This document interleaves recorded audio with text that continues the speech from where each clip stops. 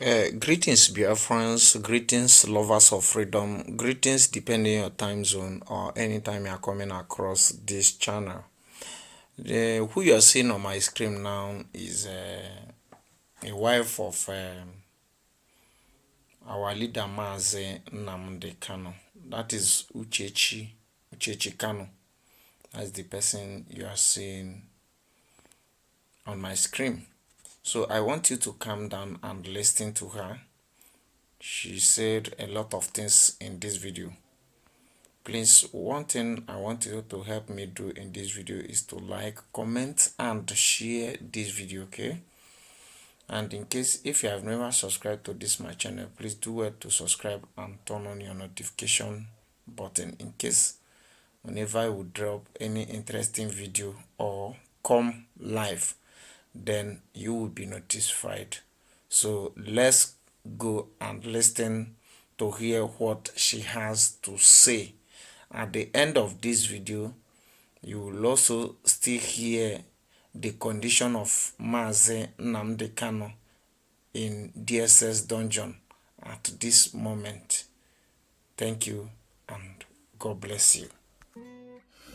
Good evening, my very conscious ladies and gentlemen, great Biafrans and lovers of freedom.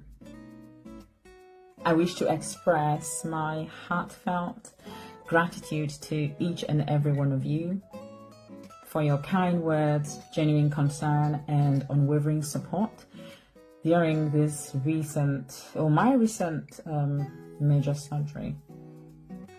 You see, life, as I say, is wealth. And I also would put it that good health is a pillar of life. As we would say in Igbo language, that Ndubisi, now put it that Arisike Bongalaba Isindo. And when a man, a conscious man, a conscious being, conscious person is faced with death, they want to know, or he wants to know, if there was some purpose to his life. Have you lived for the purpose that you were placed here to fulfill? For years, I have walked through the dark paths of life, and by awakening through the special grace of God, I have emerged bearing the mirror which shows the true meaning of this darkness and the light that overcomes it. That is my purpose, and I will live every day of my life exercising it in my steps. I don't know if you have found your purpose. Your thoughtful messages, calls, and visits. Some visited me at the hospital, some at home. Food, made food for me. Chema has speak so much. So your thoughtful messages, calls, and visits truly lifted my spirit and gave me the strength to focus on my recovery. Today is exactly 6 weeks post-surgery, and I am taking my recovery one step at a time. But there is work to be done. A week after the surgery, I had pulmonary embolism, that is called PE, is a blood clot in the lungs, and God in his infinite mercy saved me. I got help on time.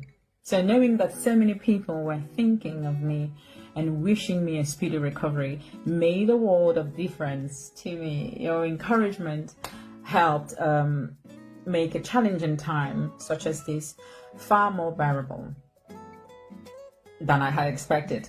And I am deeply touched by your kindness and care. Thank you once again for being there for me. I am truly blessed to have such a wonderful group of people and family in my life. By family, I mean my brothers and sisters,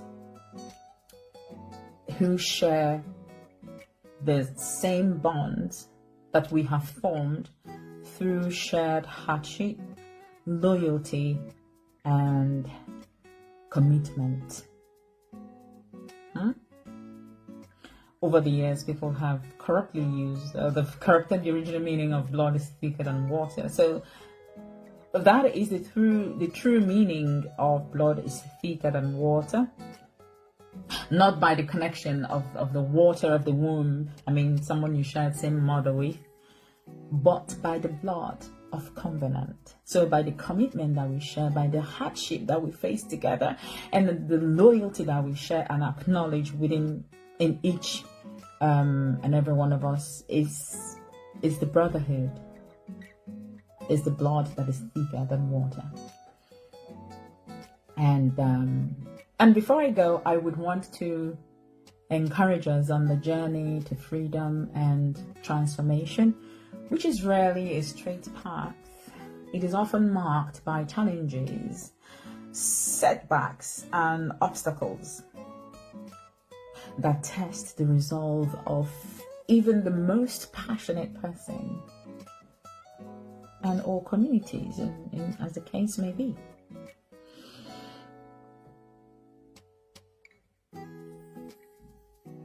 But for us to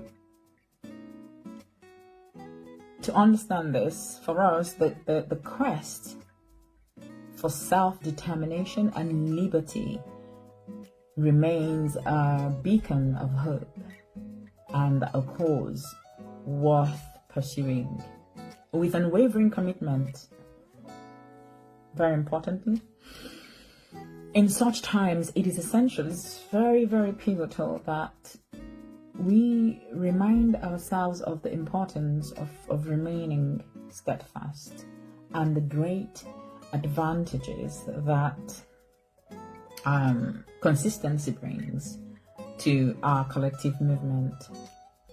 It's very important. Having said that, we need to get back to work. I wish you all peace. Udo. As you know, I'm humble. It means that my name is Uchechi Kanu, and I want to Kanu. God bless you all. Udo. Okay, good afternoon, lovers of freedom. Today is the 17th day of September 2025. We just came out from a visit to Mazi Nnamdi Kanu, who is in solitary confinement at the DSS.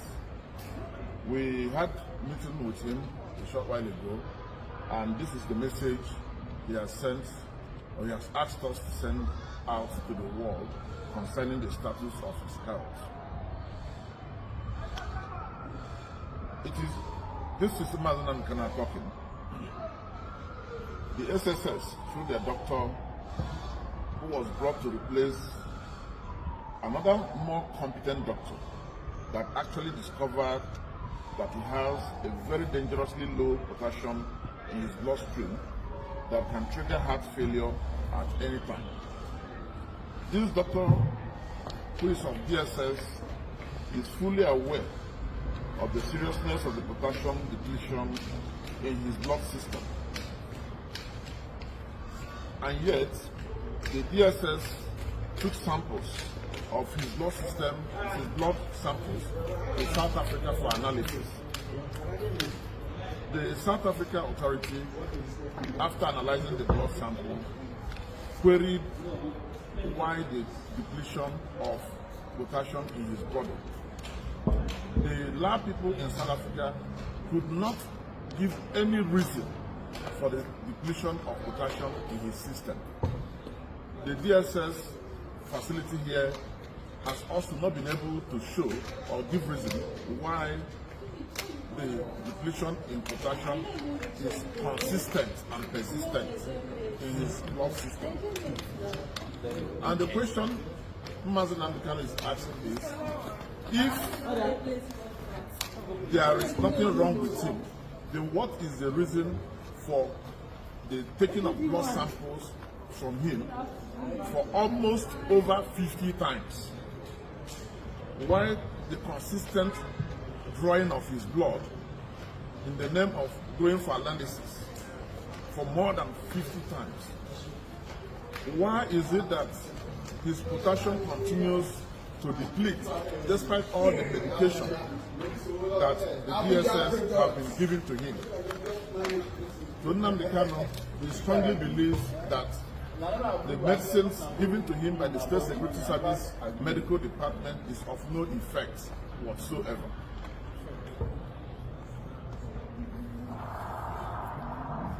He also wants the world to know that he may have been poisoned in Kenya to the knowledge of the Nigerian authorities, but yet the Nigerian authorities choose not to give him the adequate medical treatment that he needs for his survival to face his trial.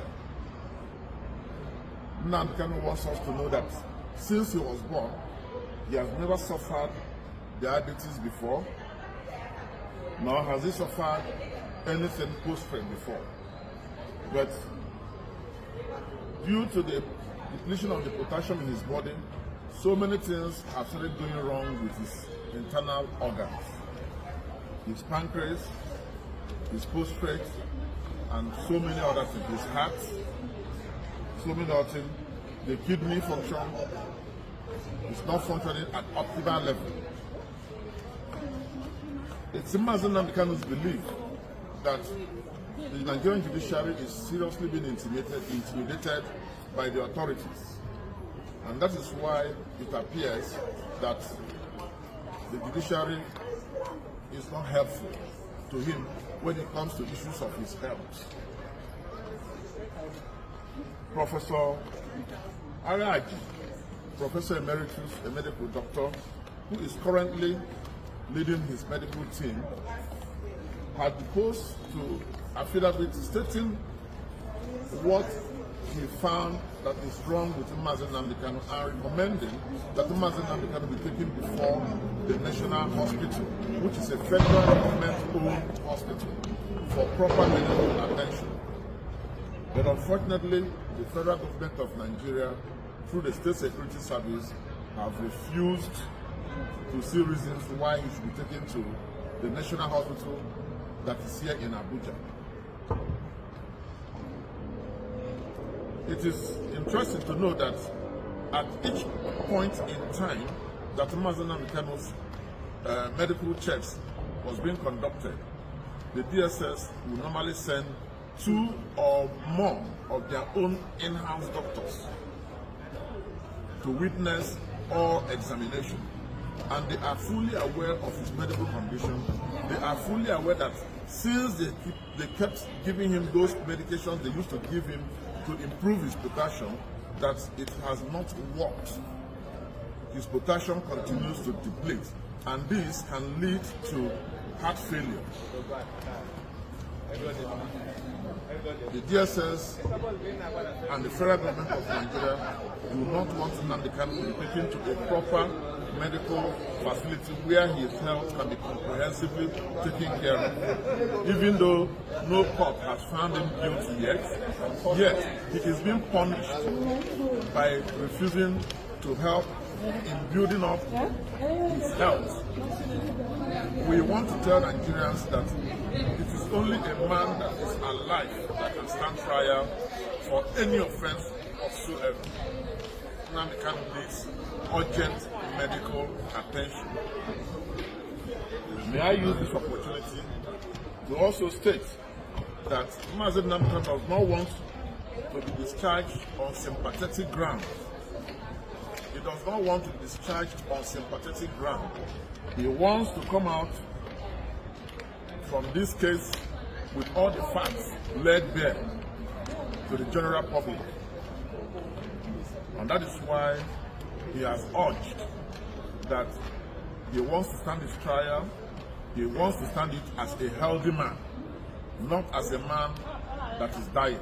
And he does not want to be released because he is dying. He wants his health to be properly taken care of. And We are also saying, if the federal government does not want to take care of itself, probably because of the cost, Mazi Nnamdi Kanu and his supporters are offering to foot the bill of his medical health, provided we will be allowed to have proper medical attention. And we have also suggested, and we have chosen, and the Mazi Nnamdi Kanu has approved, that he does not mind using the national hospital, which is owned by the federal government and in the